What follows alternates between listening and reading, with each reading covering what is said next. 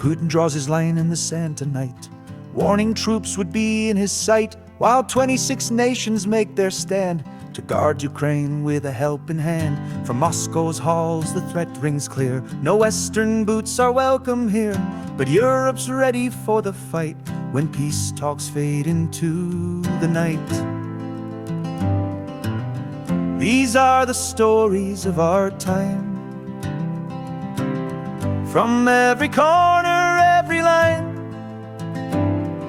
the world keeps turning, news keeps breaking, while history's in the making. From war to peace and back again, these headlines tell us where we've been.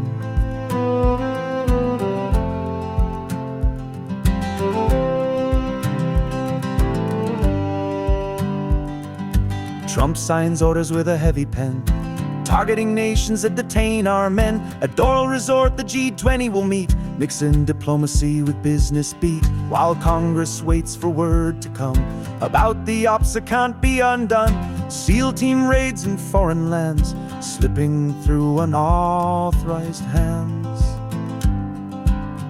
These are the stories of our time. From every corner, every line,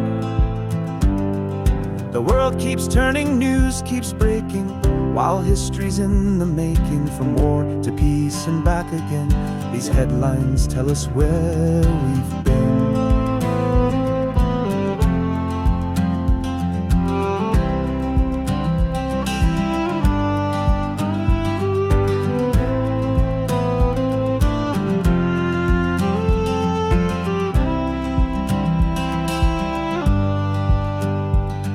In Congo's heart, Ebola strikes once more.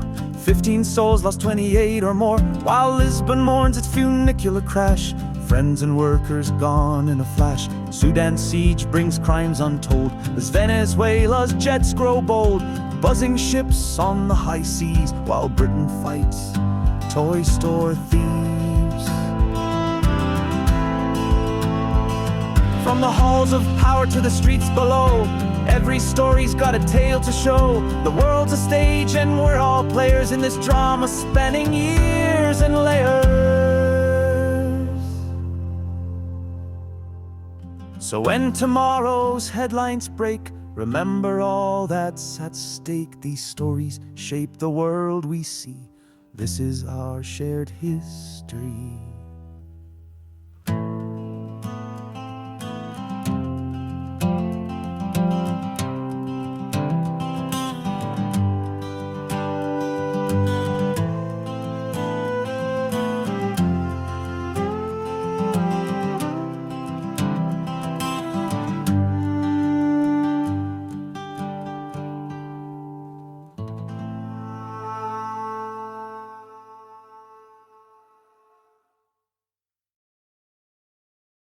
Good evening and welcome to your Friday night news roundup. It's been quite a day in international affairs, so let's dive right in. Starting with the biggest story, Putin has drawn a very clear red line regarding Ukraine. The Russian leader is categorically rejecting any Western security guarantees for Ukraine, and has gone so far as to threaten that any international troops deployed there would become legitimate military targets. This comes as 26 countries have pledged to potentially deploy peacekeeping forces if a ceasefire is ever reached. It's a classic Putin power play. He's essentially saying he won't honor any peace agreement that includes Western military presence. Meanwhile, here in the States, President Trump is making some bold moves of his own. He signed a new executive order that specifically targets countries that detain American citizens without justification. The State Department now has expanded powers to impose sanctions and other punitive measures on these governments. And speaking of Trump, he's announced that the 2026 G20 summit will be held at his Doral resort in Miami. Now, this is stirring up memories of his first term when similar proposals drew bipartisan criticism for mixing foreign diplomacy with his business interests. On the global health front, we're seeing some concerning developments in the Democratic Republic of Congo, where a new Ebola outbreak has killed at least 15 people, with 28 suspected cases reported. This marks the country's 16th outbreak of the deadly disease, highlighting the ongoing public health challenges in the region. In more tragic news from Europe, Lisbon is mourning after a devastating funicular crash that claimed multiple lives, including transport workers and employees from a local nonprofit organization. The personal stories emerging are heartbreaking. One woman narrowly missed the doomed funicular that killed her friend Sandra. Meanwhile, tensions are escalating in other parts of the world. Venezuela's military jets have been buzzing a U.S. Navy destroyer, prompting a stern warning from the Defense Department. This incident comes just days after the U.S. announced a deadly strike on an alleged drug vessel in the region.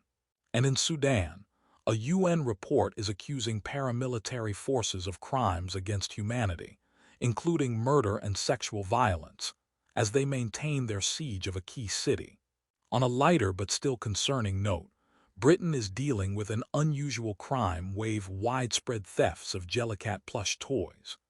These premium stuffed animals have become such an online sensation that they're now being targeted by organized theft rings across the UK.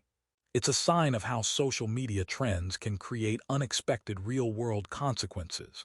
That's your world news wrap-up for this Friday evening. Tomorrow brings new headlines, but tonight, these are the stories shaping our global conversation.